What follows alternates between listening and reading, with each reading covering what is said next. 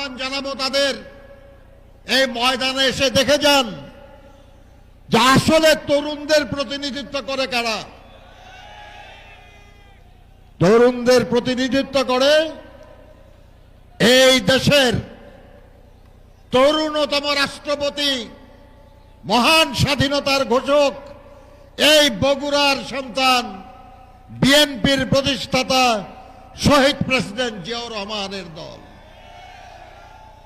তার সুযোগ্য পুত্র, বাংলাদেশের রাজনীতিতে তারুণ্যের দৃষ্টান্ত যিনি, নূতন নূতন চিন্তা, নূতন নূতন কর্মপরিকল্পনা, নূতন নূতন কর্মসূচি নিয়ে যিনি দলকে সংগঠিত করে চলেছেন, জনগণের আকাঙ্ক্ষাকে জনগণের সামনে তুলে আনছেন, সেই নেতা জনাব তারেক রহমান।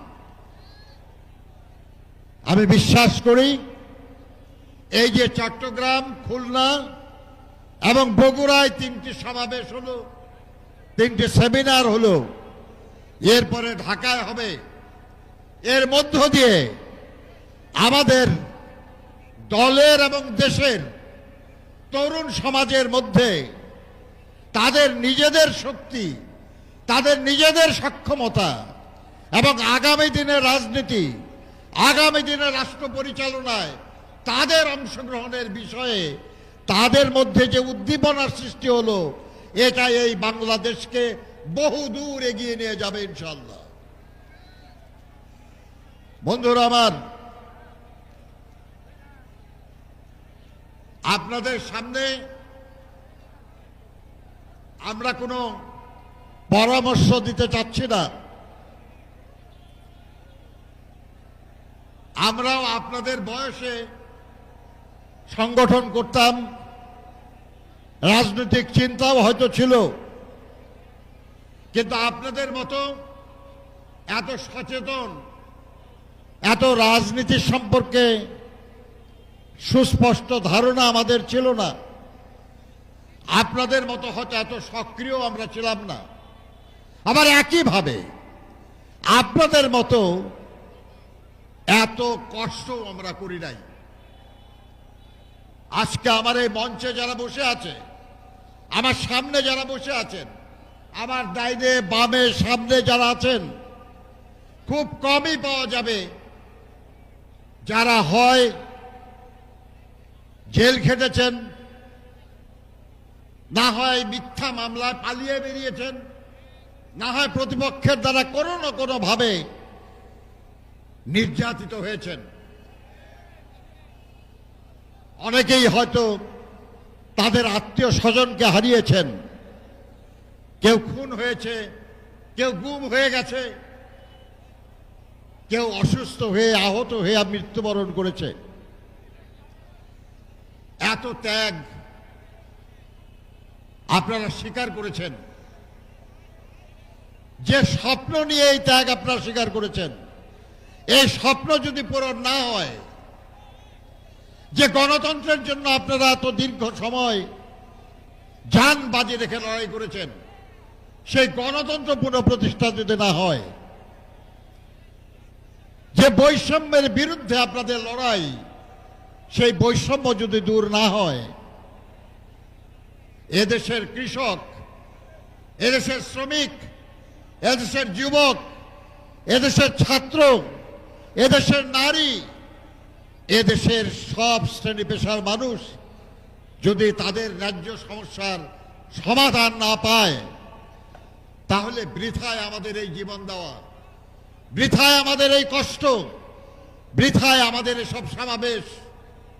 কিন্তু আমি জানি এর কোনোটাই বৃথা হবে না ইনশাআল্লাহ। আপনারাই পারবেন এটাকে সফল করতে, আপনারাই পারবেন যারা জীবন দিয়েছে ৭১-এর মুক্তিযুদ্ধে, যারা অনেক ত্যাগ স্বীকার করেছে ৯০-এর ছাত্র গণঅভ্যুত্থানে, যারা অনেক জীবন দিয়েছে, আহত হয়েছে ২৪-এর জুলাই আগস্টের আন্দোলনে, তাদের এই ঋণের পরিশোধ করা, এই ঋণ পরিশোধ করা আপনাদের পক্ষেই সম্ভব। শুধু আপনাদেরকে সচেতন থাকতে হবে, সক্রিয় থাকতে হবে, সংগঠিত থাকতে হবে। মনে রাখতে হবে বারবার আমাদের বিজয়কে ছিনিয়ে নেওয়া হয়েছে। এ দেশে আমরা মুক্তিযুদ্ধ করে দেশটাকে স্বাধীন করেছিলাম। স্বাধীনতার মাধ্যমে যে গণতন্ত্র আমরা অর্জন করেছিলাম, 1975 সালের জানুয়ারি মাসে আমাদের সেই গণতন্ত্র কেড়ে নেওয়া হয়েছিল। বাংলাদেশে একদলীয় বাকশালী শাসন কায়েম করা হয়েছিল। এখানে কে এরা? এদের বন্ধ করতে বলো।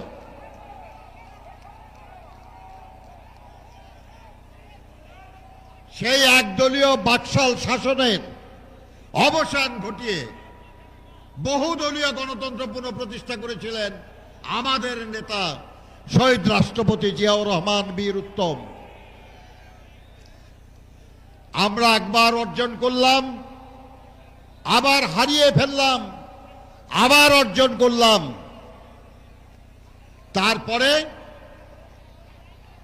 শহীদ জিয়াউর রহমান নিহত হলেন। জাতীয় বা আন্তর্জাতিক চক্রান্তে তাকে জীবন দিতে হলো।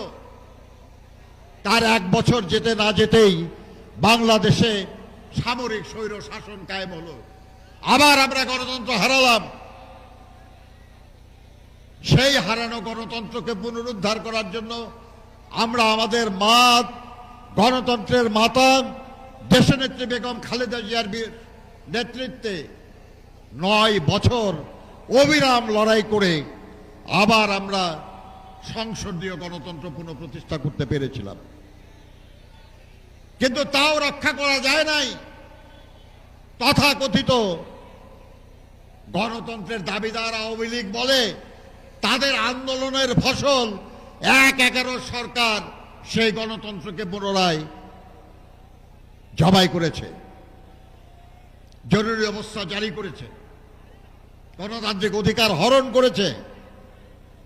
আবার হারালাম আমরা গণতন্ত্র। সেই গণতন্ত্র ফিরিয়ে আনার জন্য দীর্ঘস্থায়ী লড়াই আমাদেরকে করতে হয়েছে দেশনেত্রী বেগম খালেদা জিয়ার নেতৃত্বে। এবং তাকে অন্যায়ভাবে কারারুদ্ধ করার পর থেকে আমাদের নেতা জনাব তারেক রহমানের নেতৃত্বে বাংলাদেশে অবিরাম লড়াই হয়েছে গণতন্ত্রের জন্য। সেই লড়াই ইতিহাসের প্রথমবারের মতো জনাব তারেক রহমানের নেতৃত্বে ডানপন্থী, বামপন্থী, মধ্য ডান, মধ্য বাম সবাইকে একখানে করা হয়েছে।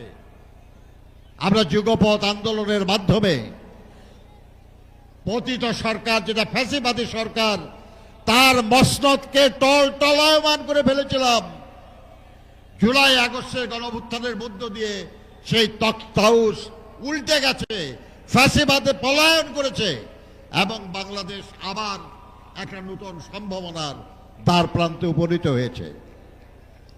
এই সম্ভাবনাকেও নস্যাৎ করার নানা চক্রান্ত চলছে। একটু আগে আমার সহকর্মীরা বলছিলেন আমরা গণতন্ত্রের জন্য লড়াই করেছি। বাংলাদেশের মানুষ 1 দফার দাবিতে আন্দোলন করেছে, ফ্যাসিবাদের পতন এবং নির্দলীয় নিরপেক্ষ সরকারের অধীনে নির্বাচনের মাধ্যমে গণতন্ত্র পুনঃপ্রতিষ্ঠা। এই 1 দফার একটা অংশ আদায় হয়েছে, আর একটা অংশ এখনো আদায় হয় নাই। ওটাই প্রথম কাজ, ওটাই প্রধান কাজ। গণতন্ত্র ফিরিয়ে আনাই প্রধান কাজ, জনগণকে তার অধিকার ফিরিয়ে দেওয়াই প্রথম কাজ, জনগণের নির্বাচিত সরকার প্রতিষ্ঠাই প্রথম কাজ, জনগণের কাছে দায়বদ্ধ সরকার প্রতিষ্ঠা প্রথম কাজ, জনগণকে জবাবদিহিতা করতে বাধ্য এমন একটা সরকার প্রতিষ্ঠাই প্রথম কাজ। এই কাজের দায়িত্ব যারা নিয়েছেন আমরাই দিয়েছি। অন্তর্বর্তীকালীন সরকার, মনে রাখতে হবে আপনারা স্থায়ী সরকার নন, আপনারা নির্বাচিত সরকারও নন, আপনারা অন্তর্বর্তীকালীন সরকার। অন্তর্বর্তীকালীন সরকারের অর্থ হলো আগের একটা সরকার আর পরের একটা সরকারের মাঝখানের সরকার। তার একটা সুনির্দিষ্ট দায়িত্ব আছে, সেই দায়িত্ব পালন করে তাকে চলে যেতে হবে। জনগণ স্থায়ী সরকার চায়। আমরা এটা জানি যে বিগত স্বৈরাচারী বা ফ্যাসিবাদী সরকার বাংলাদেশের সমস্ত প্রতিষ্ঠান, সেটা রাজনৈতিক বলেন, অর্থনৈতিক বলেন, প্রশাসনিক বলেন, সাংবিধানিক বলেন, সব প্রতিষ্ঠানকে ধ্বংস করে দিয়ে গেছে। আর সেই ধ্বংসপ্রাপ্ত প্রতিষ্ঠানগুলিকে পুনর্গঠনের জন্য আমাদের নেতা জনাব তারেক রহমান আন্দোলনে রত, যুগপৎ আন্দোলনে রত সব রাজনৈতিক দলের পরামর্শ নিয়ে 31 দফা রাষ্ট্র কাঠামো মেরামতের রূপরেখা ঘোষণা করেছেন। আমরা অত্যন্ত গৌরবের সাথে বলতে পারি, যারা সংস্কারের কথা বলেন তারা অনেক কথা বলছেন, কিন্তু 31 দফার বাইরে নূতন কোনো কিছু তাদের মাথা থেকে আসে না। তারা যেসব পরিবর্তনের কথা বলছেন 31 দফা তার সবগুলি নিয়ে আছে প্রায়। কাজেই সংস্কার প্রয়োজন, নিঃসন্দেহে ক্রমে প্রয়োজন, কিন্তু সব সংস্কার করে ফেলার জন্য এই সরকার প্রতিষ্ঠা হয় নাই। আমরা বলেছি যে একটা অবাধ, সুষ্ঠু, নিরপেক্ষ নির্বাচনের জন্য যেসব সংস্কার জরুরি সেই সব সংস্কার আলোচনার মাধ্যমে সম্পন্ন করে যত দ্রুত সম্ভব জনগণের অধিকার জনগণকে ফিরিয়ে দিন। আমরা বলেছি ডিসেম্বরের মধ্যে নির্বাচন চাই। আমরা বলেছি, নির্বাচন কমিশন বলেছে জুন মাসের মধ্যে তারা নির্বাচনের জন্য প্রস্তুত হয়ে যাবে। সংস্কার কমিশনের ঐকমত্য কমিশন যেটা হয়েছে তার প্রধান বলেছেন, পত্রিকায় এসেছে, যে আগামী 1 মাসের মধ্যে তারা রাজনৈতিক দলগুলির সঙ্গে যে আলোচনা করেছেন তার আলোকে একটা সনদ প্রস্তুত করতে পারবেন। আর তাহলে জুন মাসের মধ্যে সংস্কার, নির্বাচনের প্রস্তুতি দুটেই যদি সম্পন্ন হয়, তাহলে ডিসেম্বরের নির্বাচনে তো অসুবিধা কোথায়? আমি বারবার বলেছি, যারা বলেন ডিসেম্বরের পরে হবে নির্বাচন, তারা বলেন, যুক্তি দিয়ে বলেন, কেন ডিসেম্বরের পরে সময় দরকার আপনাদের? কোন দল এখনো সংগঠিত হয় নাই, তারা সংগঠিত হওয়ার জন্য সময় দরকার। কোন দল অন্যদের সঙ্গে ঐক্য করার চেষ্টা করছে, তাদের ঐক্য করার জন্য সময় দরকার। এই সময় দেওয়ার জন্য আমরা নির্বাচন অপেক্ষা করব না, এটা উচিত হবে? জনগণ এই কারণে সময় দিতে রাজি না। আর সেজন্যই আমরা বলি যে 1 দফার জন্য আমার হাজারো ভাই খুন হয়েছে, গুম হয়েছে, অত্যাচারিত হয়েছে, নির্যাতিত হয়েছে, আহত হয়েছে, জেল খেটেছে, পালিয়ে বেরিয়েছে, সম্পদহানির শিকার হয়েছে। সেই 1 দফার অবশিষ্ট কাজ 1 নম্বর, সেটাই প্রথম করতে হবে। জনগণের ক্ষমতা জনগণের কাছে ফিরিয়ে দিতে হবে।